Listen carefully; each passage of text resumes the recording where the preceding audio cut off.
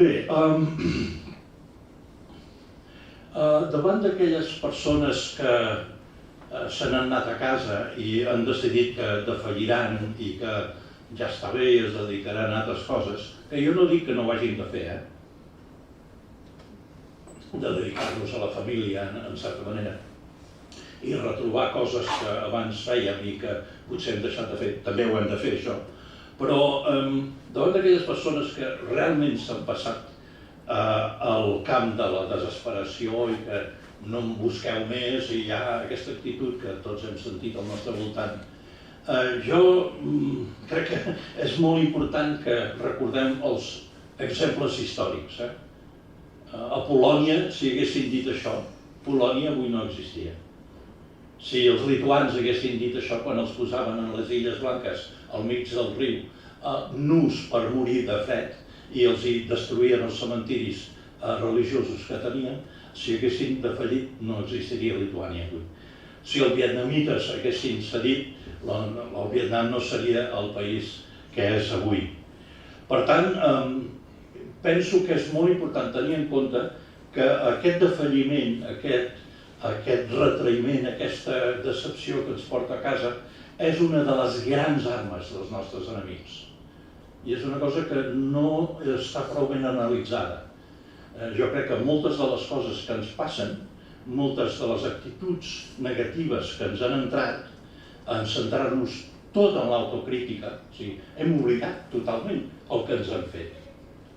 I en canvi estem tot el dia pensant en les rivalitats polítiques nostres i estem pensant en la culpa que té aquell, la culpa que té aquell altre del que ens ha passat.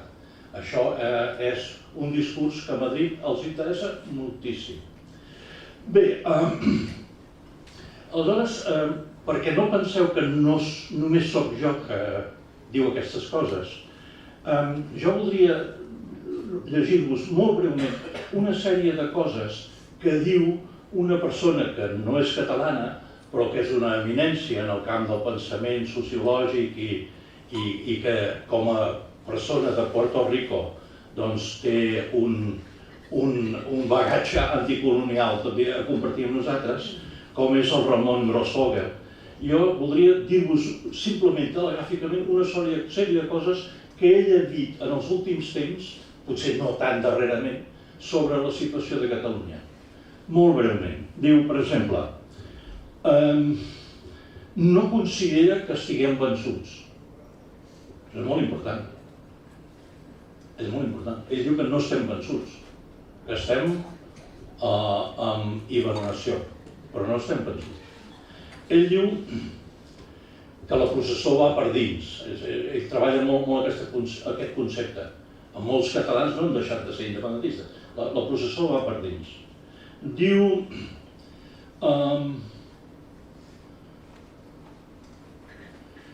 que, per exemple, hauríem de treballar més, treballar la idea del 2017 no com una sentència contra nostra, sinó una sentència contra els nostres enemics. Ja sé que és un territori una mica moral i el discurs moral no és el que pesarà en aquests moments, però estic segur que el Damià després incidirà en la necessitat de mantenir la fe en la via jurídica. És a dir, aquí sembla que ho hem abandonat, això. I és un procés molt llarg i ha de donar els seus fruits. No podem abandonar tot el que s'ha aconseguit, cosa que hi ha molta gent que sembla disposadíssima a llançar-ho tot per la borda. El Ramon Grossfogel diu no llanceu res per la borda, perquè tot el que hem viscut ha de ser una experiència útil pel futur. Ell, per exemple, diverses vegades ha dit que ell considera heroic l'actitud i el comportament del poble de Catalunya durant el procés. No oblidem això. És que tendim una tendència a autocriticar-nos i a devaluar coses que han passat. Jo, com a record del Maresme, voldria parlar-vos del record vivíssim que tinc d'arribar a Premià de Mar en la Marxa de la Llibertat post-sentència el 2019. I quan ens van dir, no, no només hi ha un pavelló ple de gent que hi passarem la nit, amb un sopar que semblava el Ritz, no sé si hi ha algú present aquí que va estar treballant organitzant aquella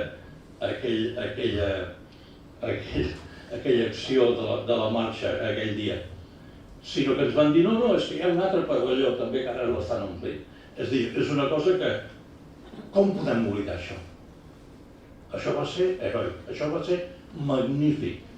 I és molt important consignar-ho, la Laura m'agradaria saber la seva opinió, és molt important consignar-ho per al món de la cultura.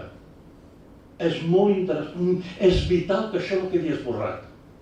És a dir, els argentins i els xilens tenen bones pel·lícules que no han permès que s'esborri coses tremendes que els hi han passat en el seu país, amb pel·lícules com Missing i altres pel·lícules.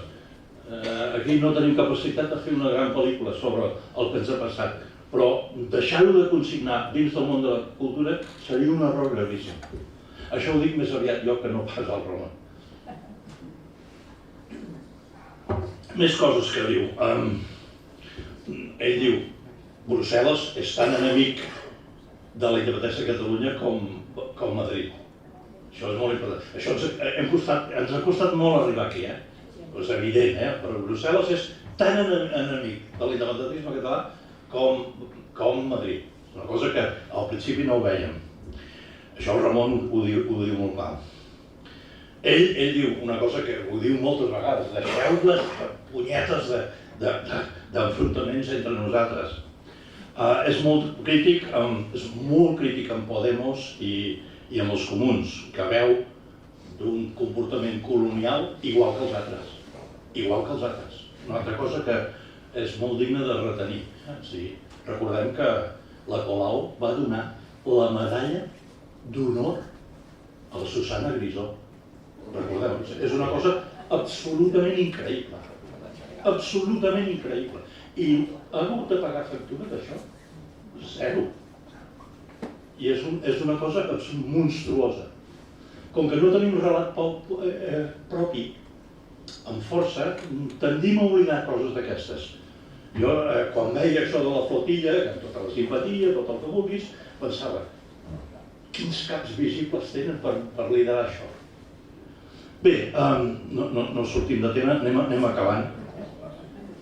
Vale, doncs, me passaré de tema. Crec que és molt important recordar el Ramon Rospol, malgrat tot, perquè de vegades pensem que estem molt sols i tot això, però hi ha grans idees i grans persones que han cregut molt en nosaltres i segueixen creient molt en nosaltres. Em saltaré a l'últim tema i ja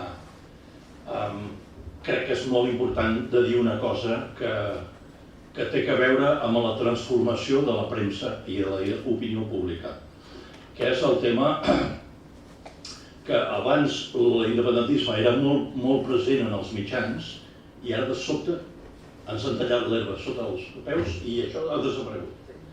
I aleshores hi ha una frase magnífica que diu el Malcolm X, el gran líder del moviment.